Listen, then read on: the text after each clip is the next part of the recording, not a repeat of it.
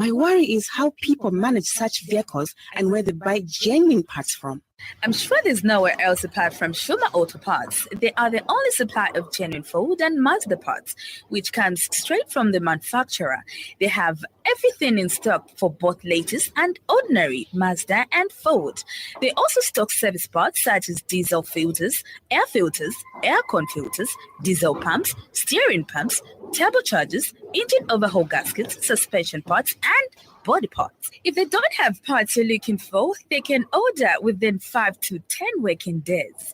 To top it up, Shuma Auto Parts also supply Maxxis tires and CST tires.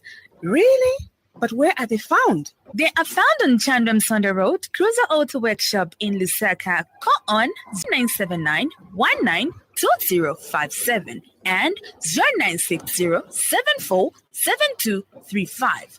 Email shumaautoparts@gmail.com. Shuma Auto Parts for all your genuine vehicle parts.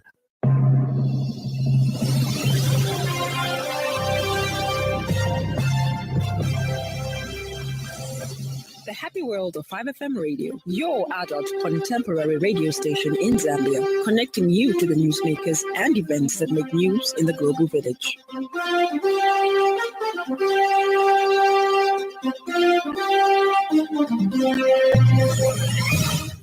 Good evening. This is the 5FM main news at 18:30 with Judith Mwape. The headlines. Zambia and Chinese companies sign over $1 billion investments. Monetary policy rate increases by 100 basis points to 13.5%.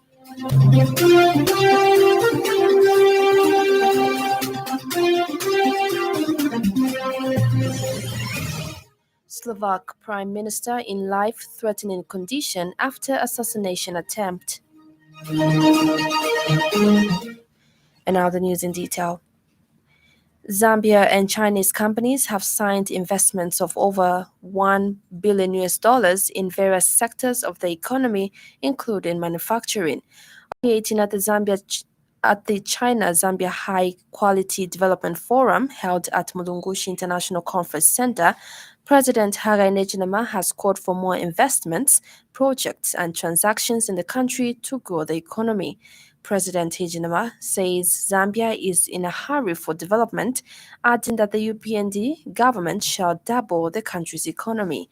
The head of state has emphasized the need to establish multi-facility economic zones in all the 10 provinces to drive development and create opportunities for young people.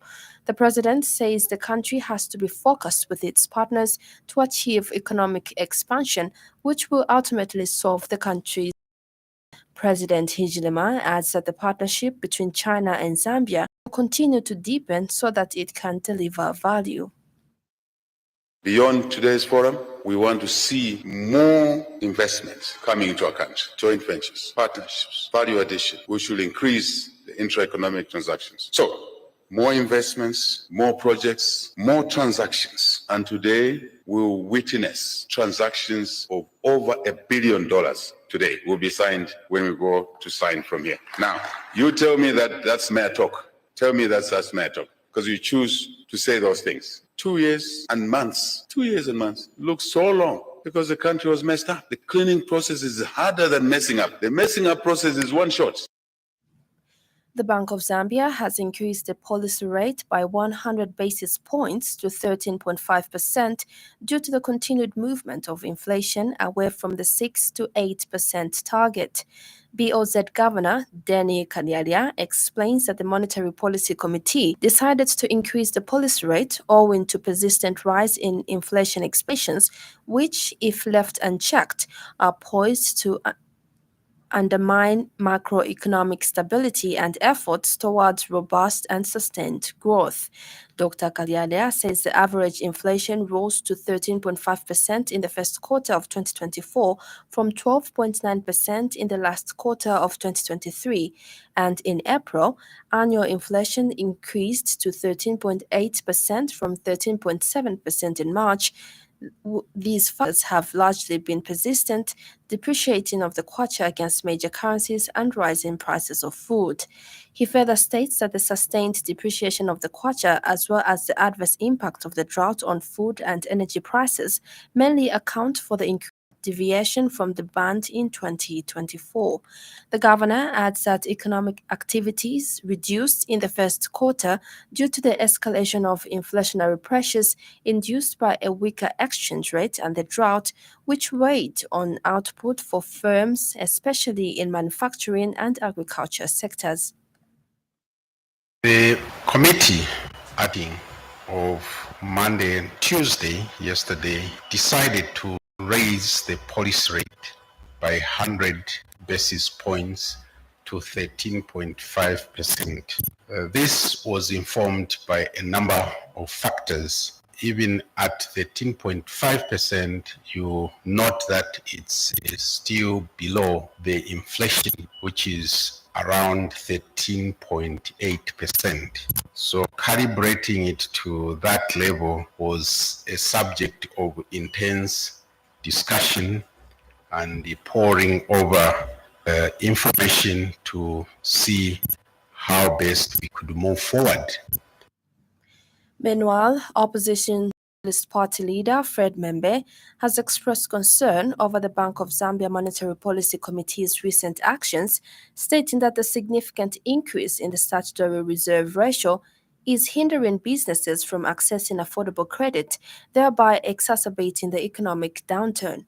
Dr. Membe has pointed to the International Monetary Fund's recent downward revision of Zambia's gross domestic product forecast for 2024 from 4.7% to 2.3% as evidence of the economy's struggles.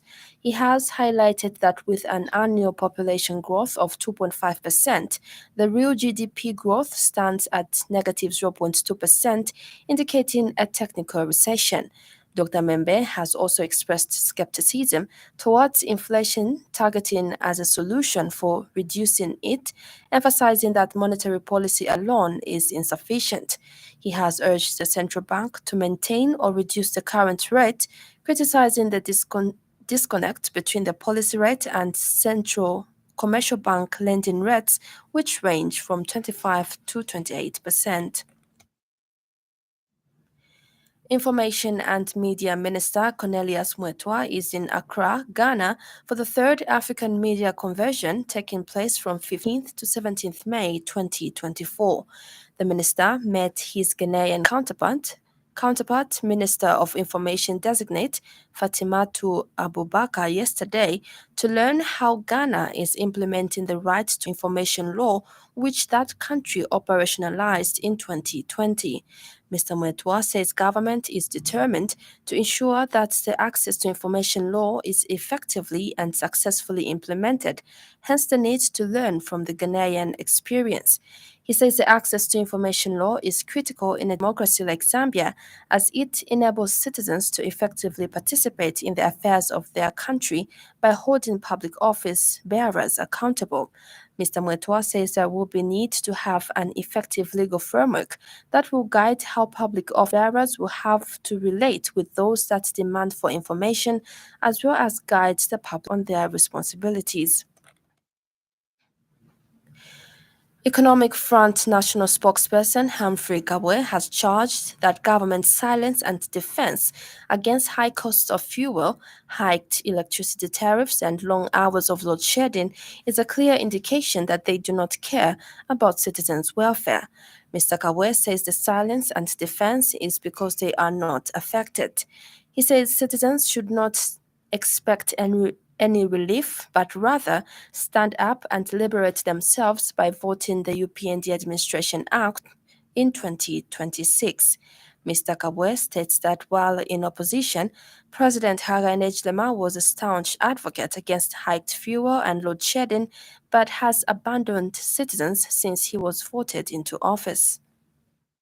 Since they are eating taxpayers' money. While in opposition, President Hakainde Hichilema was #1 plainant on hiked fuel, hiked electricity tariffs, and long hours of load shedding because it affected him. then. But today he is in power and enjoying free things. He can't complain and address your cries. Since he was voted into power, he's abandoned you, suffering citizen, because he is eating or is full of food in his mouth. Another story is trending this evening.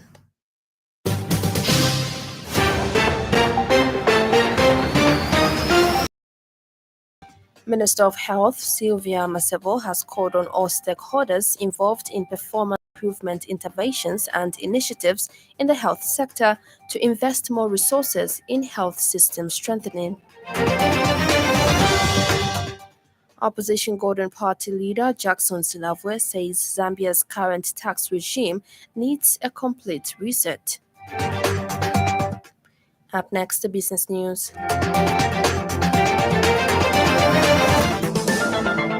5FM Radio Business News. We mean business. Keep you current in commerce, trade, and industry, local and global. It's our business to keep you informed about business.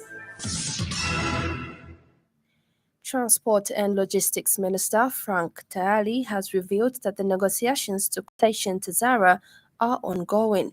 The minister says this is being done in collaboration with the Chinese government, and a number of proposals have so far been submitted to the two shareholding governments by the contractor. Speaking at the Tazara Revitalization Forum in Lusaka today, Mr. Tayali says the forum is a significant milestone in the ongoing partnership between the two nations, highlighting the pivotal role of railway transportation in fostering economic growth in bilateral ties. The minister says the revitalization of Tazara aligns seamlessly with the broader objectives of the Belt and Road Initiative, championed by China, which seeks to promote connectivity infrastructure development and economic integration across regions. He says through synergies and collaboration under the Belt and Road Infrastructure Framework, China and Zambia can forge closer ties, deepen mutual trust, and embark on a shared journey towards high-quality development and shared prosperity.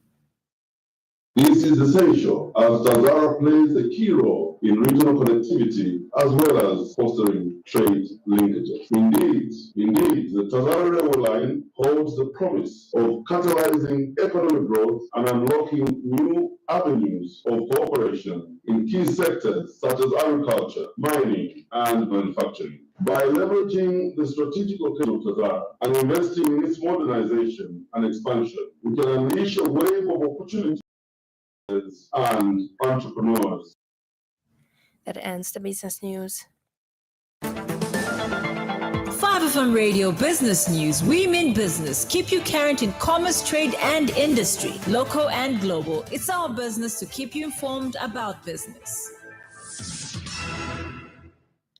And now in foreign news, Slovak Prime Minister Robert Fico is in hospital after being shot a number of times in what officials are calling an assassination attempt. He is now in a life-threatening condition, according to an update on his official social media account. Slovakia's president-elect Peter Pellegrini has said he is horrified by the attack, echoing many other European leaders. His alleged assailant has been detained by the police. Local reports say he was shot in the stomach, arm, and leg. Fico was wounded as he was leaving a government meeting in the central town of Handlova. Here's Rhonda from the BBC. A Swiss court has sentenced a former Gambian interior minister to 20 years in prison for crimes against humanity committed when President Yahya Jammeh was in power. Ousmane Sonko fled to Switzerland in 2016, shortly before Mr. Jammeh was voted out of office. NGOs presented evidence of atrocities committed against the former president's political opponents. The prosecutor said Mr. Sonko was convicted for killings, torture, and false imprisonment. Switzerland has been trying the case under the principle of universal jurisdiction. France has declared a state of emergency in its Pacific territory of New Caledonia. It follows several days of unrest over plans to change voting rights. Lawrence Wong has been sworn in as the new Prime Minister of Singapore. He's only the fourth holder of the office since independence in 1965. He takes over from Lee Hsien Loong, who stepped down after 2 decades in office. The 51-year-old Mr. Wong is an economist with a reputation as a competent public servant. And finally, in sports news, The inaugural Women's Club World Cup will take place in January and February 2026, FIFA has confirmed. The 16-team tournament will be held every 4 years and 4 during the domestic season for European leagues between the Women's Champions League group stages and the knockout rounds. FIFA announced its intention to create a global women's club competition in December 2022, and the FIFA Congress confirms the plans on Wednesday in Bangkok. And the weather report brought to you by Classic On.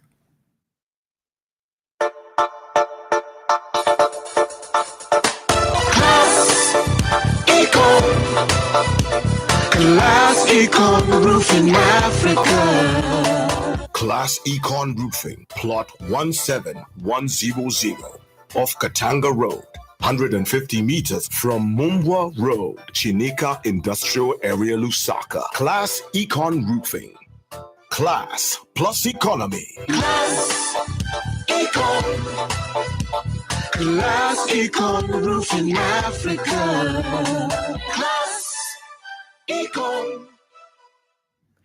Most parts of the country have few clouds, slightly windy and mild to cool. That ends the weather report.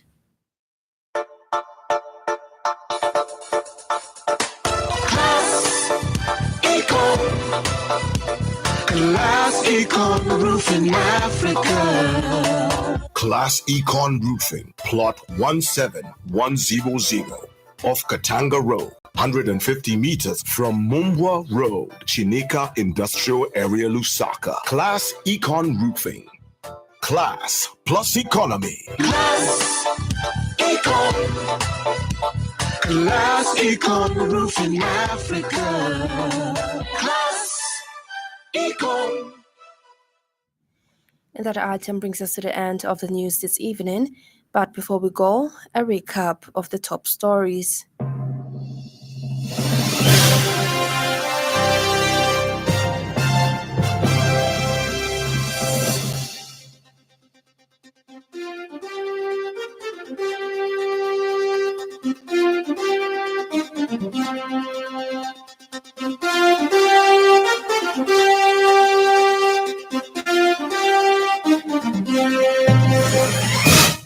Zambia and Chinese companies sign over $1 billion investments. Monetary policy rate increases by 100 basis points to 13.5%. Slovak Prime Minister in life-threatening condition after assassination attempt. On behalf of the entire news crew and the technical department, thank you for listening to the Happy World of 5FM. Stay safe and stay tuned to 5FM Radio. I'm Judith Mwape. Good evening.